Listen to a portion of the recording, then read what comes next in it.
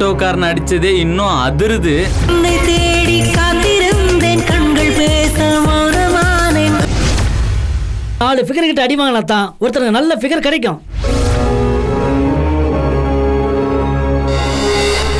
நாங்க 4 காசு சம்பாதிச்சாதான் எங்களெல்லாம் பாப்பீங்களா? காதலுங்கிறது கடவுளால கொடுக்கப்பட்ட ஒரு இயற்கையான உணர்வுடா.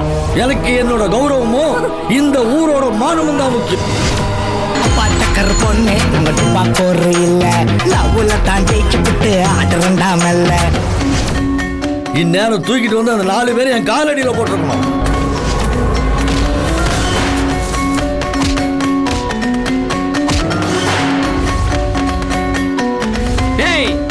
இனிமேல் எங்கேயாவது எப்பயாவது தங்கச்சி பின்னாடி சுத்துனதை பார்த்தேன் அறுத்துடுவேன்.